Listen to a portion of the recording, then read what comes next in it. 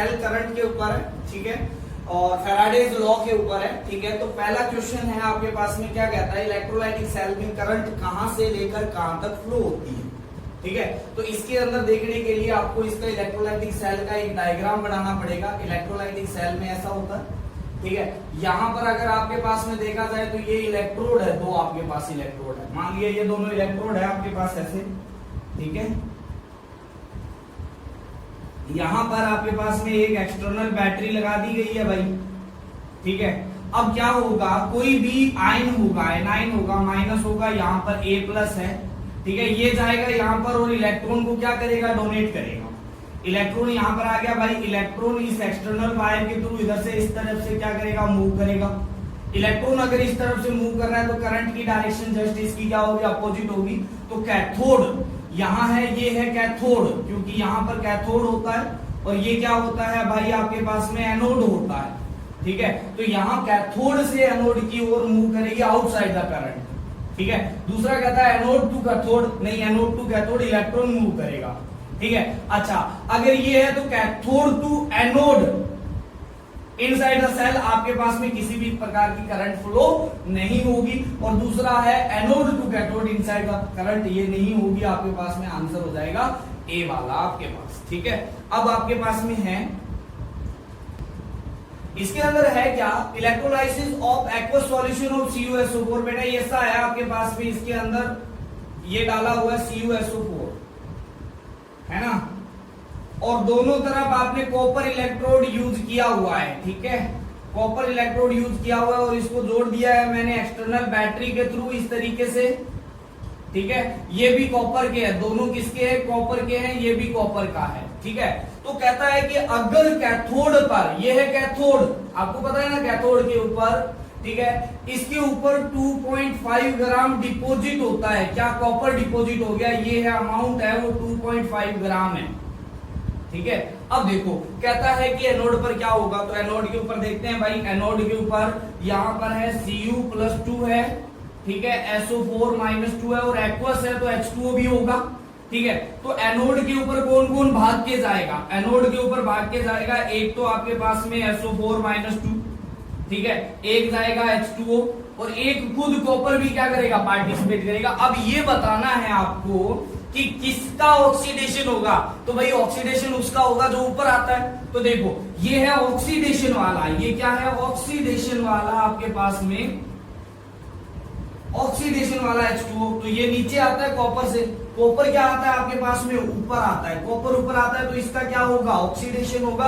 तो इसका जस्ट मतलब क्या हो गया कि जितना यहां से कॉपर इसके अंदर आया उतना ही कॉपर इसके ऊपर जाएगा, यानी ये इलेक्ट्रोलाइटिक रिफाइनिंग है बेटा आपके पास में, ये इलेक्ट्रोलाइटिक रिफाइनिंग है, ठीक है। तो यहां पर इसका आंसर क्या हो जाएगा आपके पास में, डी हो जाएगा, ठीक है। तो ये है decreasing of 2.5 gram mass take place, ठीक है, एनोड से इतना मास है वो डिक्रीज हो जाएगा। बस ये आपके पास में आंसर है, ठीक है। नेक्स्ट क्वेश्चन है, if mercury is used as cathode in the electrolysis of aqueous NaCl, ठीक है। तो भाई आपके पास में इस बार हमने यहां पर कैथोड के फॉर्म में यहां पर दो इलेक्ट्रोड लगाते हैं अपने, इनके अंदर यहां पर इस तरीके से कैथोड पर ये मर्करी का है, ये है Hg का, ठीक है, aqueous NaCl solution, the ion discharge at cathode R, कौन सा आयन है वो डिस्चार्ज होगा कैथोड के ऊपर। तो भाई देखो आपके पास में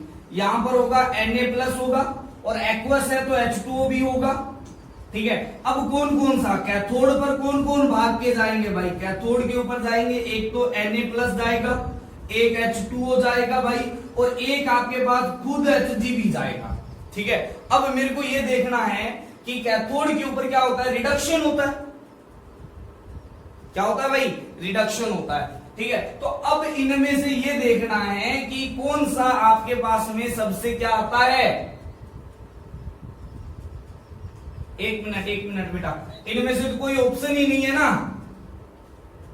है ना, एक H+ है और एक Na+ है ना, ठीक है। तो ये तो हो ही नहीं सकते दोनों कैथोड के ऊपर, क्योंकि कैथोड क्या होता है, नेगेटिव होता है ना। तो इसमें से ये ही आपके पास में आएगा आंसर, Na+ ही आएगा, है ना, ओके। ये है इतना आपके पास में H2 है,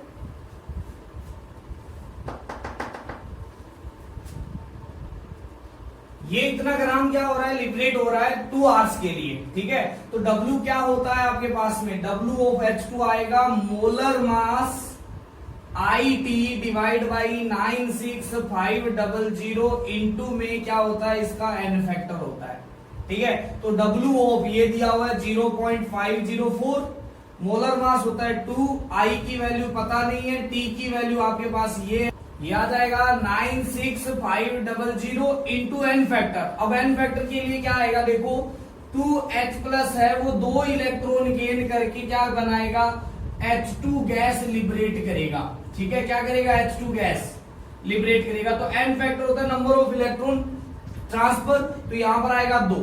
दूसरी बार क्या कहता है, कॉपर, इसको इक्वेशन नंबर 1 मान लिया। दूसरी बार W कॉपर आपको निकालना है, इसके लिए मोलर मास कितना हो जाएगा भाई 63.5 इंटू आई का पता नहीं है, टी सेम है, ठीक है, डिवाइड बाई 96500। अब देखो कॉपर भी क्या होता है, कॉपर +2 होता है, 2 इलेक्ट्रॉन गेन करके क्या बनाता है, कॉपर सॉलिड बनाता है, ठीक है। तो इसका एन फैक्टर कितना हो गया, 2 हो गया भाई। अब इसको इक्वेशन नंबर 2 मान लो, ठीक है। तो आप क्या करो, इक्वेशन 2 डिवाइड बाई क्या कर दो, इक्वेशन 1 कर दो, ठीक है। तो यहां पर क्या आएगा, ये आ जाएगा, तो यहां पर आएगा आपके पास में एन फैक्टर तो 2 आ गया, ठीक है। तो ये आएगा W कॉपर डिवाइड बाई 0.504, ये आ जाएगा 63.5 into IT divide by 96500 into 2 divide में ये आ जाएगा आपके पास में 2 इंटू IT डिवाइड बाई 96500 और इंटू में आ जाएगा 2, ठीक है। ये 2 गया, IT से IT गया, 96500 से 96500 गया। W कॉपर आएगा, वो आएगा 0.504 इंटू 63.5, ठीक है। और डिवाइड में कितना आ जाएगा आपके पास में, डिवाइड में आ जाएगा ये आपके पास में 2 आ जाएगा, ठीक है। तो ये कॉपर की वैल्यू आ जाएगी, वो आ जाएगी 16 ग्राम के आसपास। तो आंसर आ जाएगा आपके पास में बेटा बी, ठीक है। चलो नेक्स्ट क्वेश्चन देख, इसके अंदर देखा एक current 2.6 ampere passed through CuSO4 solution for 6 minute 20 second, amount of Cu copper deposit, ठीक है। तो भाई W पूछा हुआ है ना, W ऑफ कॉपर पूछा हुआ है, मोलर मास इंटू में I इंटू में T डिवाइड बाई 96500 इंटू में क्या आएगा, एन फैक्टर आएगा। अब एन फैक्टर तो 2 ही है, पता ही आपको, ठीक है। अच्छा ये भी पता है आपको कि मोलर मास भी पता है, I की वैल्यू भी दी हुई है 2.6 और T भाई यहां पर निकालना पड़ेगा सेकंड के अंदर, 6 मिनट 20 सेकंड, ठीक है। तो 6 इंटू 60 प्लस में 20 है ना, तो ये कितना आएगा भाई 360 प्लस 20 380 सेकंड आ जाएगा, है ना, यही चीज है बेटा, ठीक है। तो W ऑफ कॉपर निकालना है, W ऑफ कॉपर ये आ जाएगा 635 है ना, इंटू में I की वैल्यू 2.6 इंटू में 380 है ना, डिवाइड में क्या आ जाएगा 96500 इंटू एन फैक्टर आ जाएगा 2, ठीक है। तो जब W कॉपर को सॉल्व करोगे तो ये आएगा 0.325 ग्राम, तो इसका आंसर आ जाएगा भाई सी,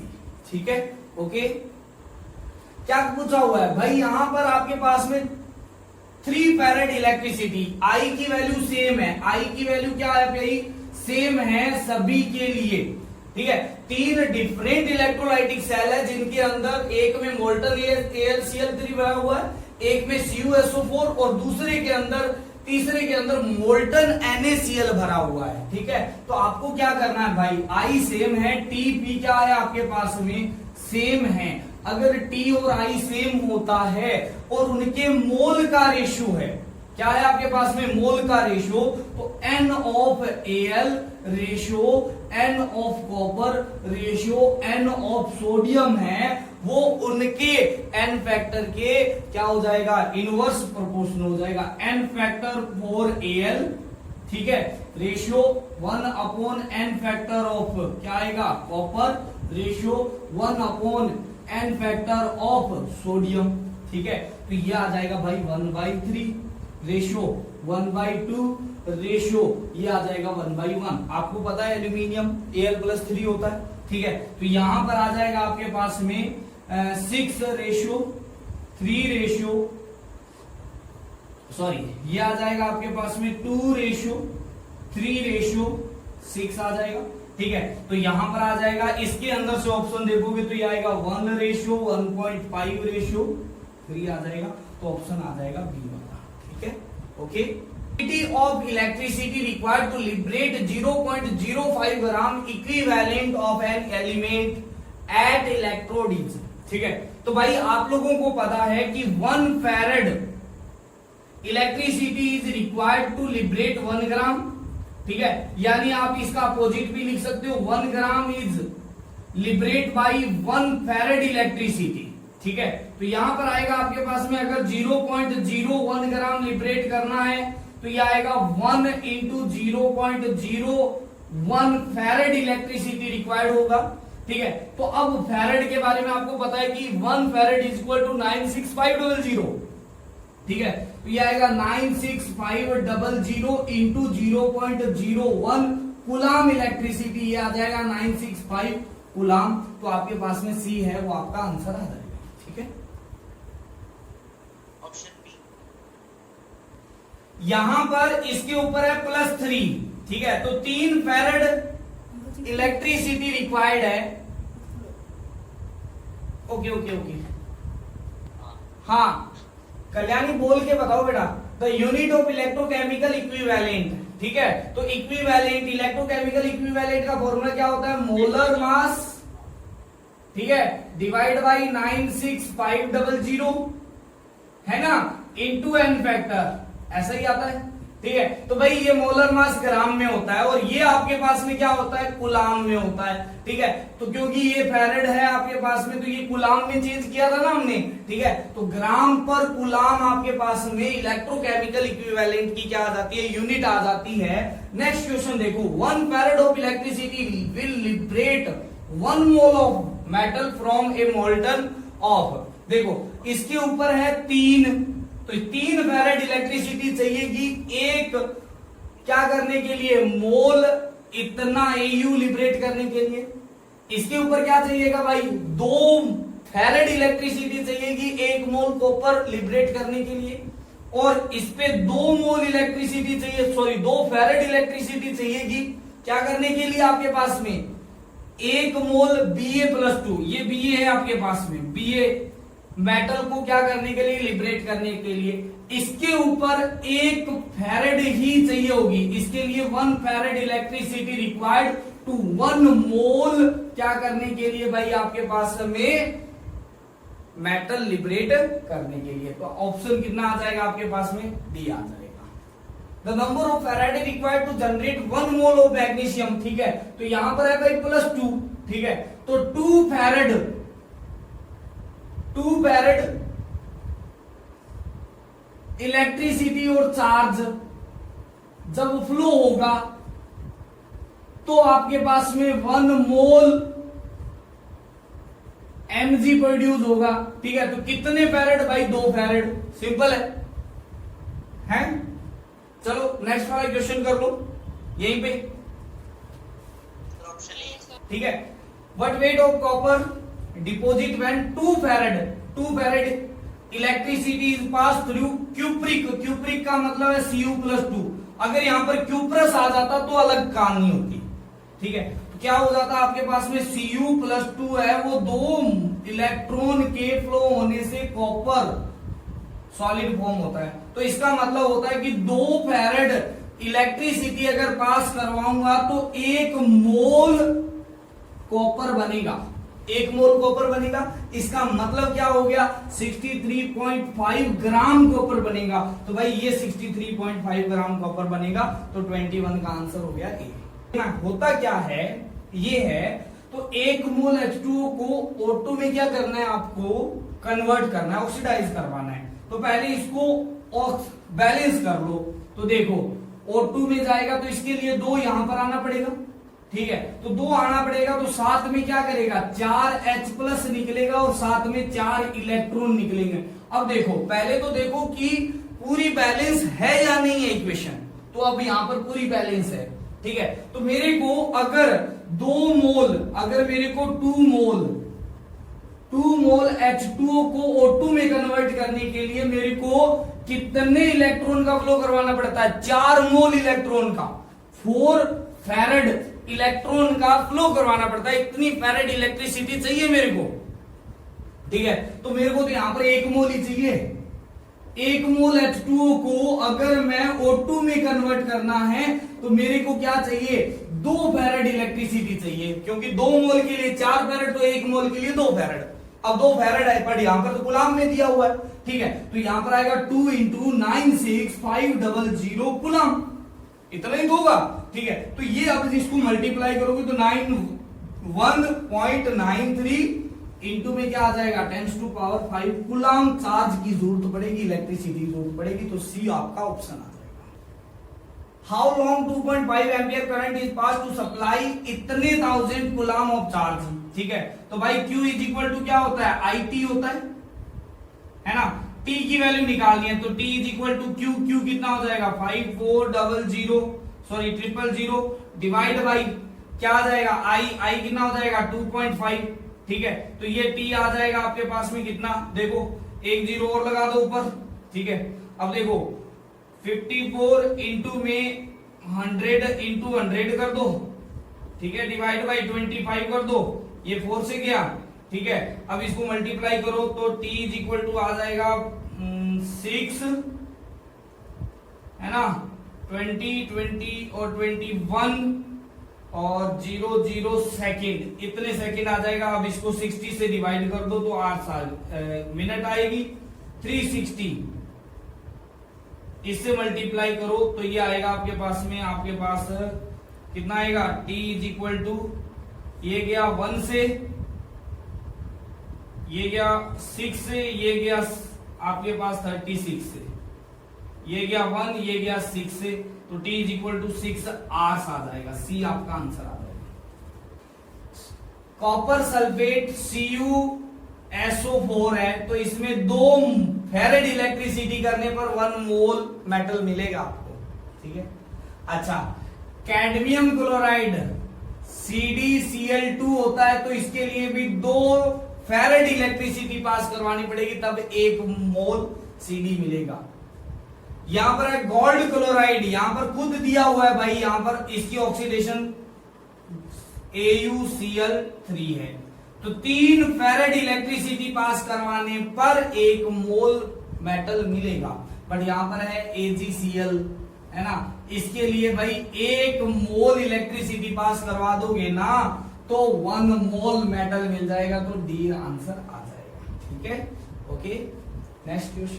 तो भाई इसमें, इस क्वेश्चन में क्या दिया हुआ है आपके पास में, इनके सॉल्यूशन लिया हुआ है, एक्वा सॉल्यूशन है 1 मोल पर लीटर का लिया हुआ, ठीक है। और इनर्ट इलेक्ट्रोलाइट से इनका क्या करवाया जाता है, इलेक्ट्रोलाइज करवाया जाता है। अब कहता है कि आपके पास में मैंने सेम इलेक्ट्रिसिटी सेम अमाउंट के लिए सब सेम कर दी, ठीक है। अब कहता है आपके पास में कि इनमें से increasing with increasing voltage of the sequence of deposit the metal on the cathode will be।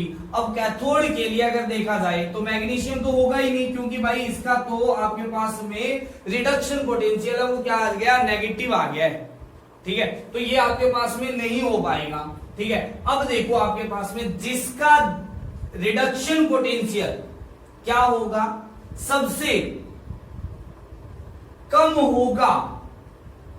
अब इसका सबसे ज्यादा है, इसका सबसे ज्यादा है, तो ये सबसे ज्यादा क्या हो जाएगा, डिपॉजिट हो जाएगा, ठीक है। तो Ag सबसे ज्यादा, फिर आपके पास में Hg आएगा, फिर आपके पास में कॉपर आएगा, तो ऑप्शन सी आपके पास में क्या आ जाएगा, करेक्ट ऑप्शन आ जाएगा। यहां पर फैराडेज का सेकंड लॉ लगेगा भाई। सेकंड लॉ क्या कहता है, W1 divide by W2 is equal to E1 divide by E2, ठीक है। W1 कितना है आपके पास, 0.635 डिवाइड बाई W2 आपको निकालना है। अब देखो यहां पर कॉपर का इक्विवेलेंट वेट 63.5 डिवाइड बाई 2, क्योंकि इसका n फैक्टर 2 होता है, डिवाइड बाई 108 डिवाइड बाई 1, क्योंकि सिल्वर का 1 होता है तो W2 निकालोगे यानी Ag निकालोगे तो ये आएगा 1.08 ग्राम आएगा। सी आपका ऑप्शन।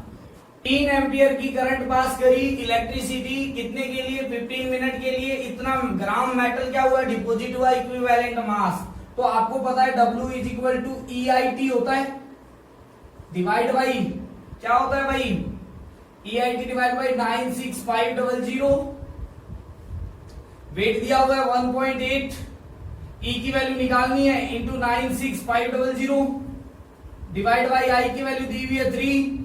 अच्छा टाइम भी दिया हुआ है 50 मिनट, बट सेकंड में चेंज कर लो, ठीक है। तो ये आ जाएगा E की वैल्यू करोगे तो 19 पॉइंट कितना आ जाएगा, 3 आ जाएगा। सी आपका आंसर आ जाएगा, ठीक है। देखो the number of coulomb required to deposit इतना ग्राम ऑफ एल्यूमिनियम। देखो यहां पर मेरे पास में है कि 3 फैरेड इलेक्ट्रिसिटी पास करने पर 1 मोल आपके पास में क्या होता है, एल्यूमिनियम प्रोड्यूस होता है, यानी 27 ग्राम, ठीक है। तो मैं ये बोल सकता हूं कि 27 ग्राम प्रोड्यूस करने के लिए 3 फैरेड इलेक्ट्रिसिटी जरूरत होती है। तो 1 ग्राम के लिए कितना हो जाएगा, 3 डिवाइड बाई 27 फैरेड, ठीक है। तो मेरे को कितना ग्राम डिपॉजिट करना है, 5.4 ग्राम। तो 5.4 ग्राम डिपॉजिट करने के लिए मेरे को चाहिए 3 डिवाइड बाई 27 इंटू 5.4 फैरेड, ठीक है। तो मैं क्या कर देता हूं, डिवाइड बाई 10 कर देता हूं। तो ये क्या आपके पास में 2 से, ठीक है। तो ये आ गया आपके पास में कितना, 6 डिवाइड बाई 10 फैरेड, ठीक है। अब फैरेड को कूलम में चेंज कर दो, 6 divide by 10 into 1 farad equal to होता है 96500, ठीक है। ये इससे कैंसिल आउट हो गया, मल्टीप्लिकेशन करोगे तो आपके पास आंसर आएगा बी, ठीक है। इस क्वेश्चन में देखो अभी हमें electrolytic conductance, variation of conductivity और dilution Kohlrausch law, application of Kohlrausch law पर क्वेश्चन है। क्या क्वेश्चन है, the specific conductance of a solution is, ठीक है। तो भाई स्पेसिफिक कंडक्टेंस की यूनिट होती है सेंटीमीटर इनवर्स भी लगा लेना इसके अंदर, क्योंकि स्पेसिफिक कंडक्टेंस होता है वो क्या होता है, 1/ρ होता है, यानी कंडक्टिविटी को ही स्पेसिफिक कंडक्टेंस बोलते हैं, ठीक है। और इसकी यूनिट क्या होती है भाई, इसकी यूनिट होती है सीमेंस, सेंटीमीटर इनवर्स बोल दो या फिर क्या बोल दो, ओम इनवर्स सेंटीमीटर इनवर्स बोल दो, बात एक ही है, ठीक है जी। इसकी वैल्यू दी हुई है ना, ठीक है। अच्छा हमारे पास में और दिया हुआ है कंडक्टेंस, जी की वैल्यू भी दी हुई है, सेल कांस्टेंट पूछा हुआ है भाई, जी की वैल्यू भी दी हुई है, ये दी हुई है 0.0268 दिया हुआ है सेंटीमीटर, सॉरी ओम इनवर्स दिया हुआ है, ओम इनवर्स दिया हुआ है। अब देखो आपके पास में क्या है, कापा होता है कंडक्टिविटी यानी स्पेसिफिक कंडक्टेंस, ये क्या होता है भाई, ये होता है जी इंटू में क्या होता है, जी स्टार होता है। ये जी क्या है आपके पास में, कंडक्टेंस है, ठीक है। और ये जी स्टार क्या है भाई, सेल कांस्टेंट है ना, ठीक है। तो देखो कापा की वैल्यू दी हुई है, कितनी दी हुई है, 0.3568, जी की वैल्यू दी हुई है 0.0268 और जी स्टार की वैल्यू आपको निकालनी है सेल कांस्टेंट। तो जी स्टार आ जाएगा भाई आपके पास में कितना, 0.3568 डिवाइड बाई 0.0268, जब इसको सॉल्व करोगे तो आएगा 13.31 सेंटीमीटर इनवर्स, क्योंकि जी स्टार होता है वो क्या होता है, L बाई ए होता है। L है length between the electrode and A है एरिया ऑफ इलेक्ट्रोड, है ना, ठीक है। इफेक्टिव एरिया है ये आपके पास में और इसकी यूनिट होती है सेंटीमीटर इनवर्स, ठीक है। तो ये क्वेश्चन था भाई आपके पास में बी, इसका क्या आ जाएगा राइट आंसर। हाँ भाई इसके अंदर कंडक्टेंस ऑफ सेल है, ठीक है। कंडक्टेंस फील्ड इतना आपके पास में, उसके अंदर क्या किया गया है, ये वाला आपके पास में सेल है, ठीक है। इसके अंदर 2 इलेक्ट्रोड है, ठीक है। और इसके अंदर जो सॉल्यूशन फिल किया गया है, ऐसा 2 सॉल्यूशन फिल किया गया है, इसकी मोलरिटी दी हुई है 0.02 मोलर है, ठीक है। KCl है भाई ये, ठीक है। स्पेसिफिक कंडक्टेंस दिया हुआ है, यानी इस सेल का कापा दिया हुआ है, ठीक है। ये है वैल्यू किसकी, कापा की वैल्यू है। रेजिस्टेंस दिया हुआ है भाई, आर की वैल्यू भी दी हुई है, आर की वैल्यू है 82.4 ओम, है ना। सेल कांस्टेंट निकाला है तो देखो भाई आपके पास हमें कापा होता है, वो होता है जी इंटू में जी स्टार होता है। सेल कांस्टेंट तो निकालना है, जी कापा की वैल्यू दी हुई है, जी की वैल्यू निकालनी है। तो भाई हमें पता है जो कंडक्टेंस होता है वो 1/r के बराबर होता है और आर दिया हुआ है, ठीक है। तो आपके पास में यहां से सिंपल सी चीज निकल जाएगी, कापा इज इक्वल टू क्या आ जाएगा, जी स्टार डिवाइड बाई आर, है ना। तो अब यहां से निकाल लो भाई, तो जी स्टार आ जाएगा, वो आ जाएगा कापा इंटू में आर, है ना। अब कापा की वैल्यू है आपके पास में 2.768 इंटू 10⁻³ है ना, और आर की वैल्यू है कितनी आपके पास में 82.4, ठीक है। जब इसको सॉल्व करोगे तो ये आएगा 0.2281 सेंटीमीटर इनवर्स, ठीक है। सिंपल है, क्योंकि जी स्टार होता है वो क्या होता है, L बाई ए होता है, जिसकी यूनिट सेंटीमीटर इनवर्स में आती है, सिंपल।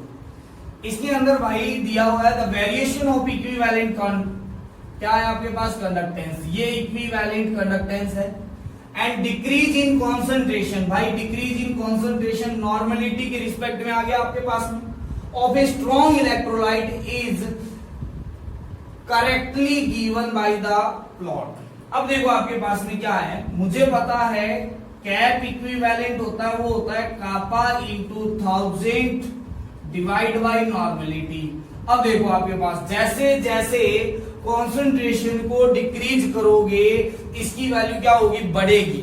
बट एक टाइम के बाद में जैसे डिक्रीज करते जाओगे करते जाओगे करते जाओगे, एक टाइम पर आपके पास में क्या हो जाएगी, जो इक्विवेलेंट है वो क्या हो जाएगा, कांस्टेंट हो जाएगा। तो अगर मैं देखा जाए यहाँ पर तो पहले इंक्रीज हो रहा है, फिर एक जगह पर जाके क्या हो गया, कांस्टेंट हो जाएगा, ठीक है। तो ए इज राइट आंसर आ जाएगा। इसके अंदर क्या हो जाएगा, पहले बढ़ेगी फिर घटेगी, ऐसा कुछ भी नहीं है। इसके अंदर क्या होगी, बढ़ेगी ही बढ़ेगी, वो भी एक्सपोनेंशियली, ऐसा नहीं है, ठीक है। इसके अंदर डिक्रीज होगी, ऐसा भी नहीं है। तो आपके पास में क्या हो जाएगा, ए आंसर इसका, ठीक है। हाँ, which of the following solution has highest equivalent conductance, ये इक्विवेलेंट कंडक्टेंस किसकी हाई है, तो भाई इक्विवेलेंट कंडक्टेंस होता है, वो होता है कापा इंटू 1000 डिवाइड बाई क्या होता है, नॉर्मलिटी। अब देखो आपके पास में इनके लिए नॉर्मलिटी और मोलैरिटी सेम होगा, क्योंकि इनका एन वेक्टर क्या है, सेम है, ठीक है। NaCl के लिए NaCl 4 NaCl molarity is equal to क्या आएगा, नॉर्मलिटी आएगा, ठीक है। तो एक बात देखो, किसकी इक्विवेलेंट कंडक्टेंस सबसे ज्यादा होगी, जिसकी नॉर्मलिटी सबसे कम होगी, यानी मोलैरिटी कम होगी। तो इसमें 0.01, इसमें 0.05, ठीक है। अच्छा, इसके अंदर 0.005, इसमें 0.02, ठीक है। तो सबसे ज्यादा, तो सबसे जो आपके पास में कम इक्विवेलेंसी होगी वो इसकी होगी, क्योंकि इसकी मोलैरिटी ज्यादा होगी। फिर इसकी आएगी वैल्यू, फिर इसकी आएगी, और सबसे ज्यादा क्या आएगी, इसकी आएगी, क्योंकि इसकी मोलैरिटी है वो सबसे क्या है आपके पास में कम है। तो सी इसका क्या आ जाएगा, राइट आंसर आ जाएगा। जिसकी मोलैरिटी इज लोवेस्ट देन आपके पास में कैप इक्विवेलेंट हाईएस्ट। ये चीज यहां पर कंसेप्ट लग रहा है, ठीक है। चलो,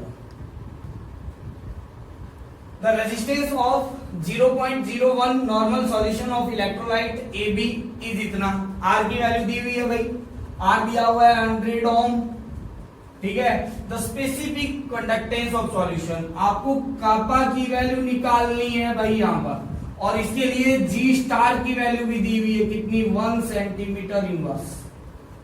अब कापा का एक ही फॉर्मूला आता है हमें, वैसे तो बहुत सारे फॉर्मूले हैं, बट ये फॉर्मूला सबसे ज्यादा इंपॉर्टेंट आएगा, जी इंटू में जी स्टार वाला, ठीक है। अब जी की वैल्यू, जी क्या होता है, मुझे पता है कि जी होता है वो 1/r होता है ना। तो कापा की वैल्यू अगर निकालनी है तो वो क्या आ जाएगा, जी स्टार डिवाइड बाई क्या आ जाएगा, आर। अच्छा, जी स्टार की वैल्यू आपके पास में 1 है, आर की वैल्यू 100 है, तो इसकी वैल्यू आ गई 10⁻², है ना। साथ में यूनिट भी देखो आपके पास में ये आएगा ओम इनवर्स और साथ में आएगा सेंटीमीटर इनवर्स। अब देखो ऑप्शन देखो, इसके अंदर तो ये तो हो नहीं सकता। अच्छा, इसका वैल्यू तो सही है बट यूनिट के अंदर देखो आपके पास में, ठीक है, तो ये भी नहीं होगा। ये वैल्यू भी सही है, यूनिट भी सही है, ये सही हो जाएगा। और ये आपके पास में यहाँ पर 10⁻⁻2 आना चाहिए था, यहाँ पर 10⁻2 है और इनवर्स में भी आना चाहिए, ठीक है।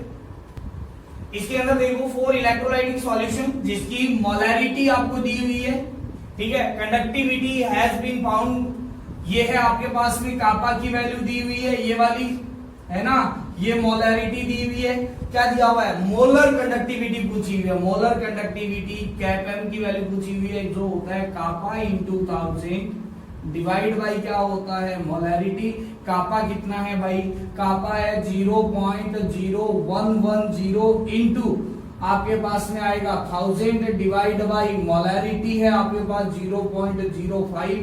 तो भाई ये चीज आ जाएगी आपके पास, जब इसको सॉल्व करोगे तो ये आएगा 220 siemens centimetre square mole inverse, ठीक है। अब देखो कैसे, यहां पर देखो ये आया तो ये आपके पास में इसको सॉल्व कर लेते हैं। ये आया 11 डिवाइड बाई 1100 डिवाइड बाई कितना आ जाएगा 5 आ जाएगा, ठीक है। तो जो आपके पास में इसकी वैल्यू आ जाएगी ये होगी, ठीक है, ओके। तो ये बड़ा ही आसान क्वेश्चन था। नेक्स्ट भाई देखो, 2 इलेक्ट्रोड फिटेड इन कंडक्टेंस, एक सेल है उसके अंदर आपके पास में कंडक्टेंस सेल के अंदर वो आपके पास में इलेक्ट्रोड है उनको फिट किया गया है ऐसा। ये एक सेल है, इसके अंदर इनको 1.5 सेंटीमीटर डिस्टेंस पर फिट किया गया है और इसका जो एरिया है इफेक्टिव एरिया है वो भी दिया हुआ है, ये एरिया दिया हुआ है आपके पास में और ये दी हुई है आपके पास में एल की वैल्यू दी हुई है, ठीक है। सेल कांस्टेंट पूछा हुआ है, बच्चा बता देगा जी स्टार की वैल्यू होती है L/A, तो आपके पास में आएगा 1.5 डिवाइड बाई 0.75, 0 लगा दो, पॉइंट से पॉइंट गया तो ये आया 2 सेंटीमीटर इनवर्स। सी आपका आंसर आ जाएगा, ठीक है। अब क्वेश्चन नंबर 36 भी देखते हैं। क्वेश्चन नंबर 36 देखो, इधर क्या कहता है, the best conductor of electricity in 1 molar solution of, ठीक है। तो बेस्ट कंडक्टर वो होता है जो स्ट्रॉन्ग इलेक्ट्रोलाइट होता है। क्या होता है भाई, स्ट्रॉन्ग इलेक्ट्रोलाइट होता है, ठीक है। तो स्ट्रॉन्ग इलेक्ट्रोलाइट कौन सा है भाई, इसके अंदर एक है आपके पास में ये वाला, ये वीक है, वीक इलेक्ट्रोलाइट है, ठीक है। ये भी आपके पास में स्ट्रॉन्ग इलेक्ट्रोलाइट है, ये भी आपके पास में क्या है, वीक इलेक्ट्रोलाइट है, ठीक है। ये है तो स्ट्रॉन्ग इलेक्ट्रोलाइट बट इससे कमजोर है, ये सबसे ज्यादा स्ट्रॉन्ग इलेक्ट्रोलाइट है, तो आपके पास में ये क्या हो जाएगा, बेस्ट कंडक्टर हो जाएगा। क्या हो जाएगा, बेस्ट कंडक्टर, ठीक है। तो इसका आंसर आ जाएगा बी, ठीक है।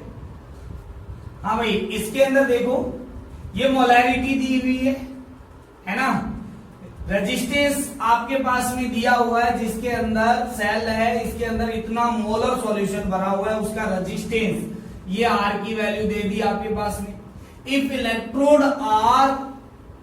Electrode in the cell are, ठीक है, ये भाई एल दे दिया, इतना सेंटीमीटर डिस्टेंस पर रखा गया है और उसका इफेक्टिव एरिया ये एरिया दे दिया, ठीक है। मोलर कंडक्टिविटी पूछी हुई है भाई, कैप एम की वैल्यू पूछी हुई है, तो कैप एम होता है भाई कापा इंटू 1000 डिवाइड बाई क्या होता है, एम होता है, ठीक है। तो अब हमारे पास में कापा निकालना बड़ा इंपॉर्टेंट हो गया। तो कापा आएगा आपके पास में जी इंटू में जी स्टार।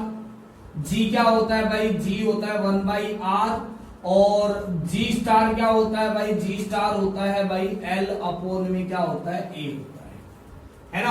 तो सब चीजें दी हुई है, तो कापा आ जाएगा आपके पास में, ये आ जाएगा 1/50 जी की जगह, है ना। और ये आ जाएगा 2.2 डिवाइड बाई 4.4, ये आया 1, ये आया 2, तो कापा की वैल्यू आ गई 10⁻², क्या आ जाएगा, ओम इनवर्स सेंटीमीटर इनवर्स, ठीक है। इसके अंदर पुट कर दो तो ये आएगा 10⁻² इंटू 1000 डिवाइड बाई 0.5, तो ये आ जाएगा आपके पास में 20, है ना। और साथ में आएगा ओम इनवर्स को मैं सीमेंस लिख सकता हूं, सीमेंस सेंटीमीटर स्क्वायर, और साथ में आएगा मोल इनवर्स।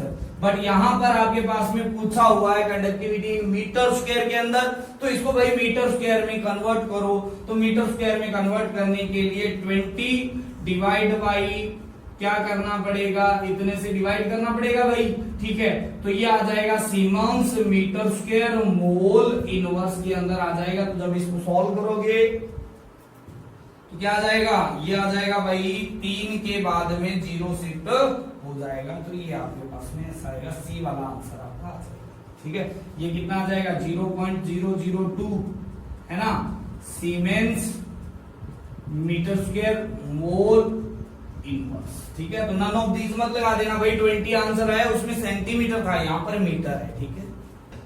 हाँ भाई, इस क्वेश्चन में देखना इक्विवेलेंट कंडक्टेंस है ना, इक्विवेलेंट कंडक्टेंस इतना मोलर सॉल्यूशन की है, वो कितनी है, ये है। तो ये है कैप इक्विवेलेंट गिवन कंसंट्रेशन पर, इस कंसंट्रेशन पर एंड इनफाइनाइट डाइल्यूशन पर ये है cap infinity equivalent. PH of H solution निकालना है, एच क्या है, वीक एसिड है, ठीक है। तो भाई अगर मेरे को पीएच निकालना है, यानी आपको माइनस लॉग ऑफ बेस 10 यहां पर एच की वैल्यू निकालनी है।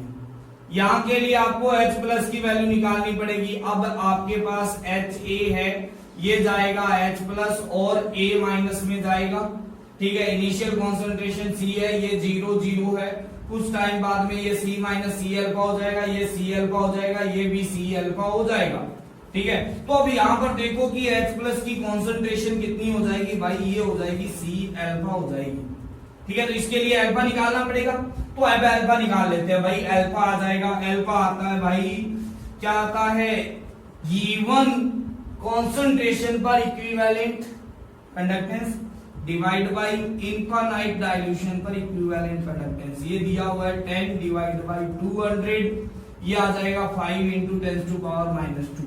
ये अल्फा की वैल्यू आ गई भाई।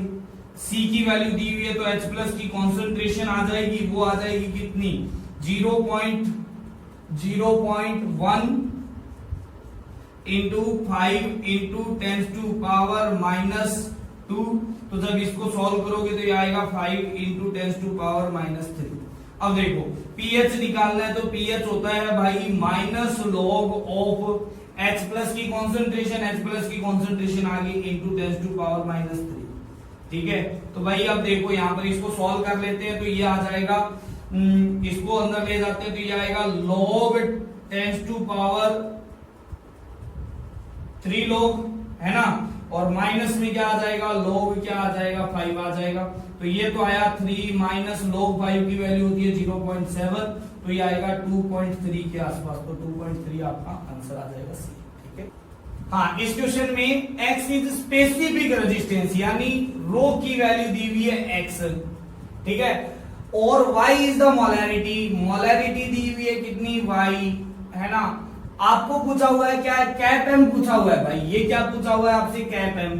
तो कैप एम देखो, तो कैप एम का फॉर्मूला होता है, वो होता है kappa into 1000 divide by M होता है। अब कापा क्या होता है भाई, कापा 1/रो होता है, तो कापा आ गया आपके पास में 1/x, इसके अंदर पुट कर दो भाई आपके पास में, तो कैप एम की वैल्यू आ जाएगी, देखो ये आ जाएगा 1000 डिवाइड बाई एक्स, ये तो कापा की वैल्यू आ गई 1/x, और m की जगह क्या रख देते हैं, y आ जाते हैं, तो भाई ये आ जाएगा मोलर कंडक्टिविटी, कौन सा आंसर हो जाएगा, सी आंसर हो जाएगा, ठीक है।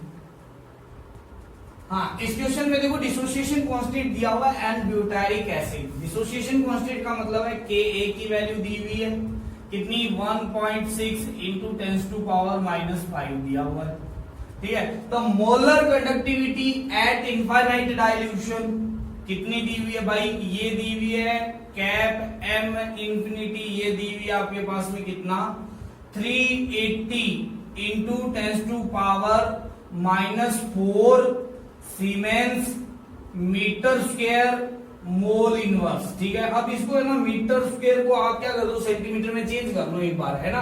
तो cap M, cap infinity M आ जाएगा, वो आ जाएगा 380, है ना, siemens centimetre square mole inverse, है ना, ये आ जाएगा।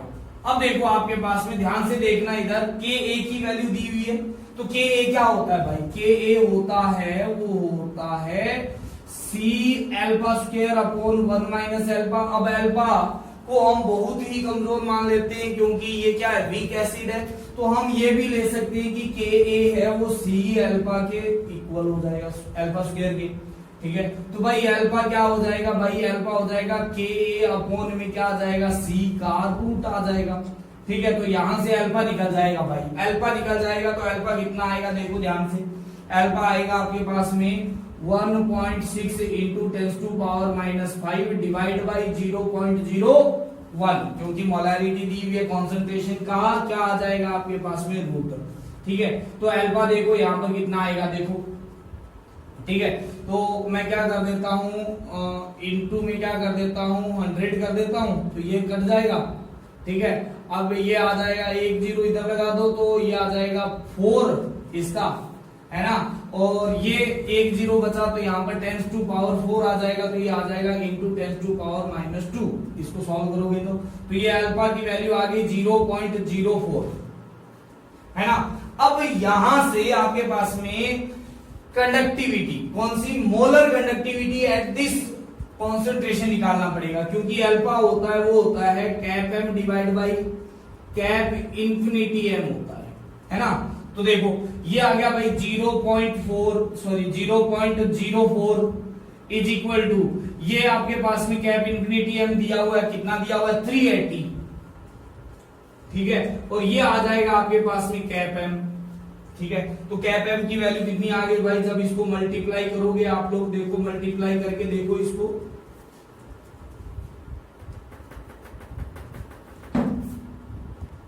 हाँ, तो इसके अंदर आपके पास में कैप एम आ जाएगा, वो आ जाएगा, देखो इसको मल्टीप्लाई करो आप। ठीक है, तो इसको मल्टीप्लाई करने पर आएगा, ये 0 गया इधर, 4.4 है, 38 इंटू 0.4 कर दो। ठीक है, तो ये आएगा 2, ये आएगा 12 और 3 15, है ना, 1 ये आ जाएगा आपके पास में 15.2, क्या आ जाएगा 15.2, साथ में क्या आएगा भाई आपके पास में siemens centimetre square mole inverse. ठीक है, अब आपको निकालना क्या है, अब आपको स्पेसिफिक कंडक्टेंस निकालना है भाई, कापा की वैल्यू निकालनी है। ठीक है, तो अब देखो यहां से कैप एम क्या होता है भाई, कापा इंटू 1000 डिवाइड बाई क्या होता है भाई आपके पास में मोलैरिटी होता है। ठीक है, तो देखो कापा की वैल्यू निकालनी है, तो कापा इज इक्वल टू क्या आ जाएगा, cap M into molarity divide by क्या आ जाएगा भाई 1000 आ जाएगा। तो देखो कैप एम कितना है भाई, कैप एम है आपके पास में 15.2 इंटू मोलैरिटी है 0.01 डिवाइड बाई क्या है 10 टू पावर या 1000 बोल दो। ठीक है, यहां पर और लगा दो 2। ठीक है, तो ये आ गया। ठीक है, तो ये आ जाएगा 15.2 इंटू, है ना, ये पॉइंट हटाया तो। ठीक है, ये आ जाएगा 10 टू पावर -5। ठीक है, अब देखो आप ध्यान से देखना इधर, ये है सीमेंस सेंटीमीटर इनवर्स के अंदर। अब आपको मीटर में चेंज करना है इसको, तो मीटर में चेंज करने के लिए क्या करना पड़ेगा भाई, इसको करना पड़ेगा आपको, क्या करना पड़ेगा 10 टू पावर, एक तो ये ले गया। ठीक है, यहां पर देखो 10 0 एक नीचे लगा दिया क्योंकि 1.5 के अंदर है। ठीक है, और मल्टीप्लाई भी कर दिया 10 से, तो ये 10 टू पावर 4 हो गया, है ना। और सेंटीमीटर को मीटर में चेंज करने के लिए आपको 100 से क्या करना पड़ेगा, मल्टीप्लाई, तो आपके पास में आंसर आ जाएगा ये वाला, क्योंकि ये सेंटीमीटर है, इसको मीटर में चेंज कर लो तो आपके पास में आंसर ये आ जाएगा।